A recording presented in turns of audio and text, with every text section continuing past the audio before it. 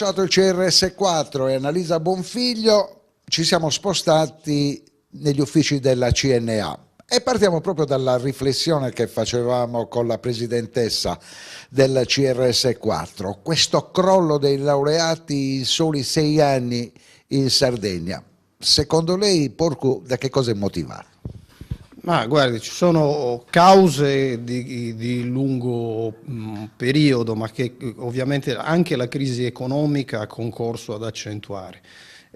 La tendenza, diciamo, preoccupante è che nonostante le nostre università tendenzialmente offrano una buona offerta formativa, una parte, diciamo, rilevante di chi ha possibilità e mezzi economici sceglie le università, diciamo, più prestigiose all'estero, a livello nazionale e ovviamente anche fuori. E poi c'è anche il concorso appunto della crisi economica che inevitabilmente crea una condizione di difficoltà, perché mandare un figlio a studiare, per esempio, pensiamo alle zone interne, ma anche ovviamente anche nelle città, tenere un figlio agli studi, tasse universitarie e il resto non è cosa semplice e non è per tutti i redditi, ahimè. Le faccio questa domanda perché voi siete stati anche quelli che hanno lanciato con un report un grido d'allarme per quel che riguarda il fenomeno dell'abbandono scolastico. Ma senza ombra di dubbio, qui ovviamente occorrerebbero politiche di livello nazionale e regionale che sugli aspetti che riguardano la formazione e l'istruzione tornino a guardare alle cause profonde, proprio strutturali, e quindi e su quelle provare ad incidere. Diversamente, evidentemente, è molto difficile cercare di contrastare questa tendenza. Ed è un elemento di grande preoccupazione. A questo poi si aggiunge che con una quota prevalente e importante di laureati, anche quando siamo laureati nelle nostre università, poi ovviamente non rimangono in Sardegna, ma questo capitale di intelligenze, di risorse umane, professionali, diciamo, di competenze ci abbandona, e ovviamente questo è un impoverimento per il sistema economico, per la società sarda, e anche costituisce una condizione che ovviamente crea ancora difficoltà aggiuntive a riportare la Sardegna su un sentiero della crescita e dello sviluppo economico. Alla vigilia di Pasqua l'onorevole De Riu del PD ha preso posizione riguardo la situazione di grande difficoltà nel settore dell'artigianato, soprattutto chiedendo nuovi incentivi, una nuova pianificazione del settore.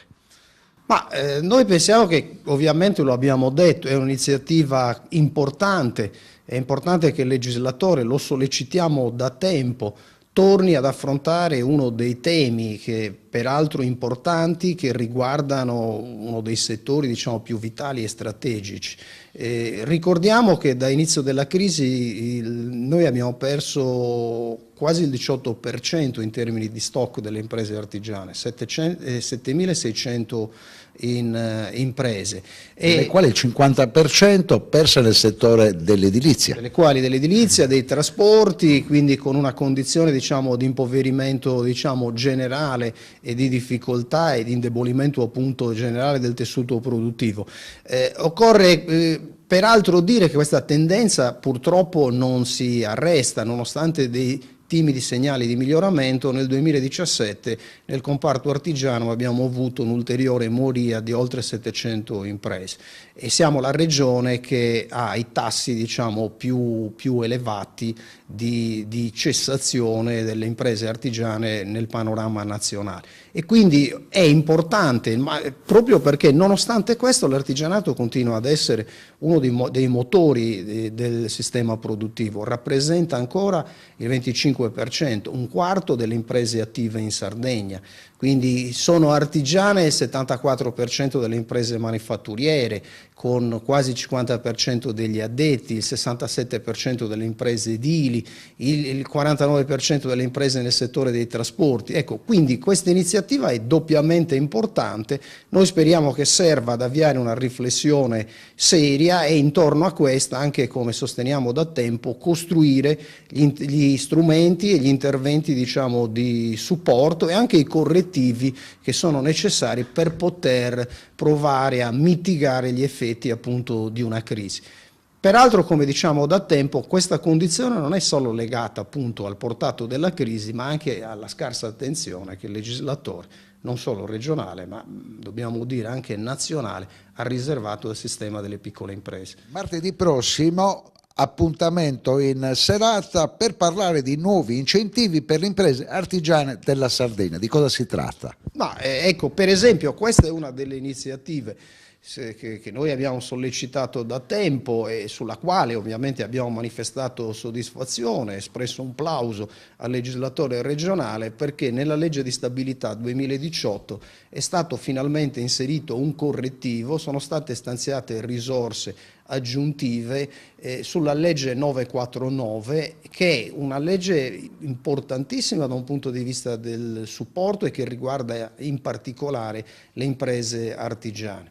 È una misura che consente di poter ovviamente effettuare degli investimenti, ottenere le agevolazioni in tempi veramente strettissimi, 30 giorni, 45 giorni al massimo. Lo si può fare per tutta una serie, diciamo, di interventi. Funziona con un abbattimento del tasso di interesse e con un contributo in conto capitale che il legislatore molto opportunamente, come da noi richiesto, ha stavolta aggiunto anche per le operazioni di leasing. E quindi questa iniziativa serve, noi ovviamente ne promuoveremo degli altri sul territorio regionale, serve a promuovere questo importante strumento che peraltro è utile soprattutto perché ha elementi di peculiarità che non sono contenuti in nessun'altra legge di agevolazione. Per esempio si finanziano le scorte e quindi l'artigiano che ha acquistato nell'anno precedente uno stock di prodotti, di materie prime, ha la possibilità di ricevere, diciamo, un finanziamento che può utilizzare per liquidità aziendale.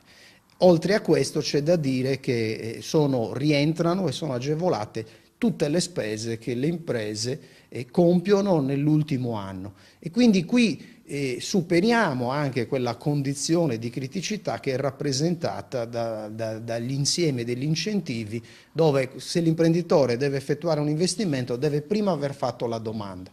Quindi aspettare il bando, fare la domanda e poi fare l'investimento. Qui se hai una necessità e un'urgenza, compri la macchina, fai l'investimento e poi puoi presentare domanda. Possiamo ovviamente gestire direttamente questa agevolazione con i nostri uffici, perché questo la legge, diciamo, lo consente, quindi CNA è a disposizione su tutto il territorio regionale per assistere le imprese nelle modalità appunto di definizione della pratica, di presentazione della domanda. E adesso, segretario Porcu, parliamo di politica. In questa settimana si è parlato soprattutto della necessità di un rimpasto in giunta. Lei che riflessione può fare su questo tema? Guardi, ovviamente le questioni che riguardano la compagine di governo e di giunta sono ovviamente questioni che attengono alle valutazioni che fanno i partiti e soprattutto il Presidente della Regione che ha la responsabilità della squadra di governo. Ciò che noi vediamo è che necessariamente c'è bisogno di qualche tratto di discontinuità e di un cambio di passo. Sono molte le questioni sulle quali si può, come sosteniamo da tempo, qualificare questa parte finale, diciamo, di legislatura e quindi assumere una serie di provvedimenti che ovviamente utili, che producano effetti e ricadute positive. E se non si fa questo, questa legislatura tendenzialmente è condannata, come dire, a protrarsi fino alla fine, insomma, una condizione quasi, diciamo così, senza infamia e senza lode e tutto sommato anche deludente, ecco, dal nostro punto di vista. Ma che cosa accadrà fra 10 mesi quando si arriverà al momento delle elezioni regionali? Noi siamo di fronte a uno scenario che ovviamente a livello politico nazionale è stato, come dire, segnato da un cambiamento profondo. C'è un vento che inevitabilmente produrrà degli effetti anche nella tornata prossima avventura delle elezioni regionali. Noi ci auguriamo che, a differenza di quanto è accaduto in questa precedente tornata elettorale, i temi che riguardano i problemi che la Sardegna ha di fronte vengano affrontati con serietà e ovviamente al giudizio del corpo elettorale vengano proposti programmi, progetti che soprattutto non guardino all'immediato, non offrano solo, come dire, vantaggi difficilmente peraltro conseguibili, ma provino anche e soprattutto a raffigurare una Sardegna, la Sardegna che serve, che vorremmo da qui ai prossimi 20 anni, quella che è necessario per poter offrire una occasione, un futuro ai tanti giovani che al momento ovviamente non hanno speranze. Ultima puntualizzazione obbligatoria. Ultima puntualizzazione obbligatoria. Parliamo della problematica che si è creata in Consiglio regionale con riferimento alla legge urbanistica. Ma anche la legge urbanistica, noi lo diciamo da tempo, è un provvedimento atteso, speriamo che il legislatore regionale riesca, come dire, a definirlo. Ovviamente non può essere una legge, come dire, qualsiasi, né può alla fine essere definita attraverso un compromesso che da un punto di vista della prospettiva non chiarisca effettivamente quale idea di Sardegna abbiamo in testa. Si fa una legge urbanistica che necessariamente, a nostro avviso, deve essere conseguente anche a un'idea di programmazione economica, di sviluppo turistico. Noi lo abbiamo detto più volte, ecco, rispetto alla situazione attuale e alle difficoltà che sono presenti, sarebbe più utile concentrarsi nel provare a definire una legge urbanistica che affronta i temi della semplificazione, che sia in grado davvero di offrire certezze agli operatori pubblici e privati. E noi sosteniamo da tempo che per far questo non è necessario andare in deroga al piano paesaggistico regionale. Abbiamo più volte dimostrato che per fare sviluppo turistico non necessariamente bisogna consumare suolo, tantomeno sulle spiagge, sulle linee, diciamo, di battigia, ma al contrario bisogna concentrarsi a fare altre cose. Queste sono necessarie per uno sviluppo che deve essere integrato, plurale e che ovviamente non riguarda solo ed esclusivamente le coste, perché noi abbiamo bisogno di un modello di sviluppo economico ma anche di sviluppo turistico che guardi al territorio e quindi che non estrae valore, lo concentra nelle mani di pochi, ma al contrario prova ovviamente a diffonderlo, a crearlo e a lasciarlo sui territori.